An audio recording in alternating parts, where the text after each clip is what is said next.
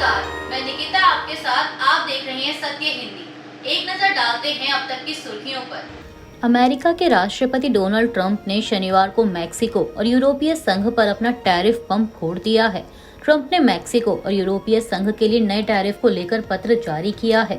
उन्होंने घोषणा की है कि अगले महीने की शुरुआत से यानी 1 अगस्त से मैक्सिको और यूरोपीय संघ से इंपोर्ट होने वाले सभी सामानों पर अमेरिका में 30% टैरिफ लागू किया जाएगा। अमेरिका के राष्ट्रपति ने मैक्सिको और यूरोपीय संघ को भेजे गए टैरिफ पत्रों को अपने social media platform truth social पर शेयर किया। ट्रंप ने मैक्सिको के राष्ट्रपति क्लाउडिया शिनबाम पार्डो को अमेरिका की ओर से लगाए जाने वाले टैरिफ को लेकर पत्र लिखा है। मैक्सिको को भेजे गए पत्र में ट्रंप ने लिखा कि यह मेरे लिए एक बड़े सम्मान की बात है कि मैं आपको यह पत्र भेज रहा हूं, जो हमारे व्यापारिक संबंधों की मजबूती और प्रतिबद्धता को दिखाता है। इसके साथ इस तथ्य को भी दर्शाता है कि संयुक्त राज्य अमेरिका ने मैक्सिको के साथ मिलकर काम करना जारी रखने को लेकर अपनी सहमति जताई है। पत्र में आगे लिखा गया कि दोनों देशों के मजबूत संबंधों के बावजूद अमेरिका ने मैक्सिको पर टैरिफ इसलिए लगाए हैं ताकि देश में फैले फेंटेनाइल संकट से निपटा जा सके। यह संकट आंशिक रूप से मैक्सिको की उन कार्टेल्स को रोकने में विफल होने के कारण सामने आया है, जो ऐसे सबसे घिनौने लोगों से बनी है जो इन मादक पदार्थों को हमारे देश में भर रहे हैं। ट्रंप ने अपने पत्र में यह भी कहा कि मैक्सिको सीमा सुरक्षा में मेरी मदद करता रहा है, लेकिन जो मैक्सिको ने किया है वह पर्याप्त नहीं है। मैक्सिको अब तक उन कार्टेल्स को नहीं रोक पाया है जो पूरे नॉर्थ अमेरिका को एक नार्को ट्रैफिकिंग के खेल का मैदान बनाने की कोशिश कर रहे हैं, और जाहिर है कि मैं ऐसा नहीं होने दे सकता। तेलंगाना के उप मुख्यमंत्री मल्लू भट्टी विक्रमार्का ने घोषणा की है कि हैदराबाद विश्वविद्यालय के पीएचडी छात्र रोहित वेमुला की आत्महत्या के मामले को दोबारा खोला जाएगा। इस मामले में 2016 में देश भर में जातिगत भेदभाव के खिलाफ गुस्से और प्रदर्शनों की लहर उठी थी। उप मुख्यमंत्री ने कहा कि राज्य सरकार ने तेलंगाना हाई कोर्ट में एक याचिका दायर की है, जिसमें इस मामले की दोबारा जांच के लिए निर्देश मांगे गए हैं। उन्होंने यह भी वादा किया कि इस मामले में शामिल किसी भी व्यक्ति को बख्शा नहीं जाएगा। बता दें कि दलित के रूप में पहचाने जाने वाले रोहित वेमुला हैदराबाद विश्वविद्यालय में पीएचडी के छात्र थे। 17 जनवरी 2016 को उन्होंने विश्वविद्यालय के हॉस्टल के कमरे में आत्महत्या कर ली थी। उनकी मौत के बाद उच्च शिक्षण संस्थानों में जातिगत भेदभाव और उत्पीड़न का मुद्दा राष्ट्रीय स्तर पर उठा था। रोहित अंबेडकर स्टूडेंट्स एसोसिएशन यानी ASA के सक्रिय सदस्य थे। यह संगठन दलितों और अन्य हाशिए पर रहने वाले समुदायों के अधिकारों के लिए आवाज उठाता है। आपको बता दें कि आखिर मामला है क्या। दरअसल रोहित वेमुला और उनके 4 साथियों को विश्वविद्यालय प्रशासन ने जुलाई 2015 में उनके मासिक वजीफे को रोक दिया था और बाद में अगस्त 2015 में उनके खिलाफ जांच शुरू की गई। यह जांच अखिल भारतीय विद्यार्थी परिषद यानी ABVP के एक नेता N सुशील कुमार के साथ कथित झड़प के बाद शुरू हुई थी। रोहित और उनके साथियों पर ABVP नेता पर हमला करने का आरोप लगा था। इन आरोपों को उन्होंने खारिज कर दिया था। सितंबर 2015 में विश्वविद्यालय ने रोहित और अन्य 4 छात्रों को हॉस्टल से निष्कासित कर दिया, जिसके बाद उन्होंने विरोध में भूख हड़ताल शुरू की। रोहित ने अपनी आत्महत्या से पहले एक मार्मिक नोट छोड़ा, जिसमें उन्होंने लिखा कि मेरा जन्म ही मेरा घातक हादसा था। इस नोट में उन्होंने किसी को भी सीधे तौर पर जिम्मेदार नहीं ठहराया, लेकिन उनकी मौत को संस्थागत हत्या करार दिया गया। मई 2024 में तेलंगाना पुलिस ने इस मामले में एक क्लोजर रिपोर्ट दायर की, जिसमें सभी आरोपियों को क्लीन चिट दे दी गई। इस रिपोर्ट में यह भी दावा किया गया कि रोहित वेमुला दलित नहीं बल्कि अन्य पिछड़ा वर्ग से थे और उनकी आत्महत्या का कारण उनकी वास्तविक जाति के उजागर होने का डर था। इस क्लोजर रिपोर्ट ने रोहित के परिवार और समर्थकों में भारी नाराजगी पैदा की।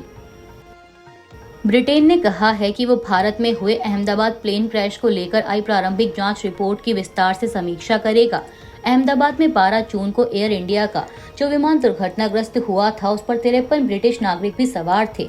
इस विमान ने अहमदाबाद से लंदन के गेटविक हवाई अड्डे के लिए उड़ान भरी थी। इस विमान हादसे की प्रारंभिक जांच रिपोर्ट पर ब्रिटेन के परिवहन विभाग के प्रवक्ता ने मीडिया से कहा कि यह एक दुखद दुर्घटना थी और हमारी संवेदनाएं पीड़ितों और उनके परिवारों के साथ हैं। प्रवक्ता ने कहा कि ब्रिटेन भारतीय अधिकारियों की प्रारंभिक रिपोर्ट की विस्तार से समीक्षा करेगा और अगर कोई कार्रवाई जरूरी होगी तो उस पर विचार करेगा। क्या अहमदाबाद में एयर इंडिया के बोइंग 787 विमान हादसे की वजह एक छोटा सा फ्यूल स्विच हो सकता है। हादसे से जुड़ी प्राथमिक जांच रिपोर्ट में कहा गया है कि टेक ऑफ के तुरंत बाद फ्यूल स्विच बंद हो गया था। तो सवाल है कि क्या किसी ने फ्यूल स्विच को गलती से या जानबूझकर बंद कर दिया था, या फिर विमान में तकनीकी खराबी से यह अपने आप बंद हो गया था। दरअसल विमान हादसे की रिपोर्ट के आधार पर कहा जा रहा है कि 260 लोगों की जान लेने वाले इस हादसे की वजह एक छोटा सा ईंधन स्विच हो सकता है। वहीं हैरानी की बात यह है कि 7 साल पहले 2018 में अमेरिका की एक एजेंसी ने ऐसी ही समस्या के बारे में चेतावनी दी थी। हालांकि तब यह चेतावनी एडवाइजरी के रूप में सामने आई थी। अहमदाबाद में हुए बेहद भयावह विमान हादसे की शुरुआती जांच रिपोर्ट सामने आ गई है। रिपोर्ट कहती है कि विमान के दोनों engine fuel control switch run से कट ऑफ में बदल गए और इस वजह से यह विमान दुर्घटना हुई। एयरक्राफ्ट एक्सीडेंट इन्वेस्टिगेशन ब्यूरो यानी AAIB ने यह रिपोर्ट तैयार की है। इस जांच रिपोर्ट ने कई बातें साफ कर दी हैं। जांच रिपोर्ट बताती है कि विमान हादसे के पीछे आखिर क्या वजह थी। यह हादसा अहमदाबाद के मेघानी नगर इलाके में हुआ था और इसमें प्लेन में सवार सिर्फ एक शख्स के अलावा अन्य सभी 241 लोगों की मौत हो गई थी। विमान हादसे में कुल 260 लोगों की मौत हुई थी। एयर इंडिया का बोइंग 787-8 विमान अहमदाबाद से लंदन जा रहा था। AAIB की जांच रिपोर्ट कहती है कि कॉकपिट वॉइस रिकॉर्डर में एक पायलट को दूसरे से यह पूछते हुए सुना जा सकता है कि उसने फ्यूल क्यों बंद कर दिया, जबकि दूसरा पायलट इसके जवाब में कहता है कि उसने ऐसा नहीं किया।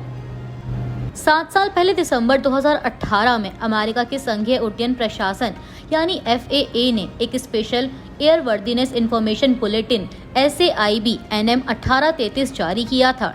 इसमें बोइंग 737 सहित कई बोइंग मॉडलों में फ्यूल कंट्रोल स्विच की लॉकिंग सुविधा में संभावित खराबी की ओर ध्यान दिलाया गया था। अमेरिकी उड्डयन एजेंसी के उस बुलेटिन में कहा गया था कि कुछ बोइंग 737 विमानों में फ्यूल कंट्रोल स्विच की लॉकिंग फैसिलिटी डिसएंगेज थी, यानी लॉकिंग सिस्टम ठीक से काम नहीं कर रहा था। इस कारण स्विच को बिना उठाए रन से कट ऑफ स्थिति में जा सकता था।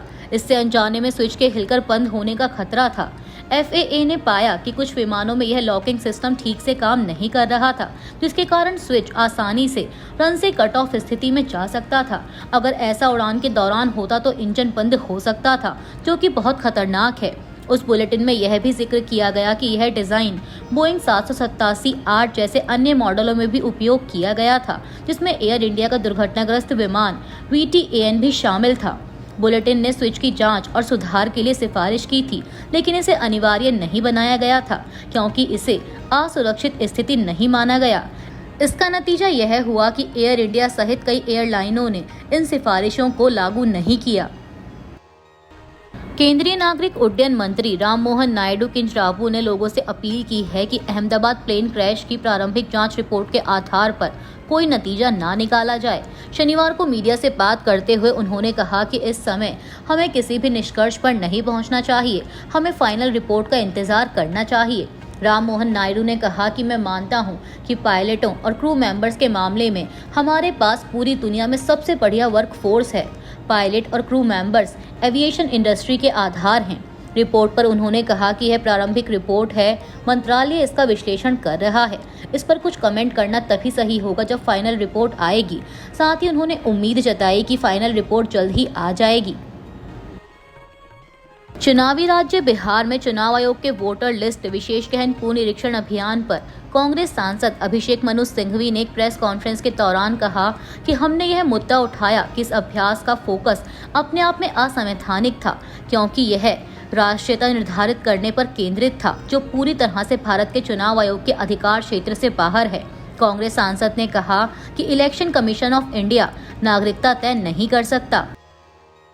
अब जबकि बिहार में विधानसभा चुनाव के लिए आचार संहिता लागू होने में केवल 2 महीने बचे हैं, ऐसे में नीतीश कुमार की सरकार ऐसी घोषणाएं कर रही है जिनसे पहले वह बचा करती थी या उनका विरोध करती थी। यह ऐसी घोषणाएं हैं जिनके बारे में यह माना जा सकता है कि यह चुनावी छटपटाहट की वजह से की जा रही हैं। नीतीश कुमार की सरकार ने हाल ही में सामाजिक सुरक्षा पेंशन की राशि 400 रुपए से बढ़ाकर 1100 रुपए करने की घोषणा की थी और उस पर ताबड़तोड़ अमल भी कर दिया। इसके बाद अब यह खबर सामने आई है कि बिहार सरकार ने राज्य में 100 यूनिट मुफ्त बिजली देने की तैयारी पूरी कर ली है। इसके लिए ऊर्जा विभाग ने योजना बनाई और वित्त विभाग ने इसे अनुमोदित कर दिया। अब बस इसे कैबिनेट से पास होना बाकी है। चुनाव आयोग देश भर में बिहार जैसी वोटर लिस्ट जांच शुरू करने की तैयारी में है। देश भर में बिहार जैसी स्पेशल इंटेंसिव रिवीजन प्रक्रिया जल्द शुरू हो सकती है। इकोनॉमिक टाइम्स की एक रिपोर्ट के मुताबिक चुनाव आयोग अगस्त से पूरे देश में यह प्रक्रिया लागू करने की तैयारी में है। चुनाव आयोग ने सभी राज्यों के मुख्य चुनाव अधिकारियों यानी चीफ इलेक्टोरल ऑफिसर्स को अनौपचारिक रूप से बता दिया है कि उन्हें इसकी तैयारी शुरू कर देनी चाहिए। अब कई राज्यों के सीईओ अपने वेबसाइट पर पिछली बार जब गहन वोटर लिस्ट संशोधन हुआ था उस साल की वोटर लिस्ट डाल रहे हैं।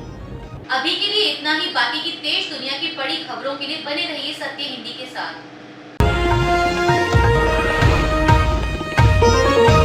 Copyright disclaimer under Section 107 of the Copyright Act 1976. Allowance is made for fair use for purposes such as criticism, comment, news reporting, scholarship, and research. Fair use is a use permitted by copyright statute that might otherwise be infringing.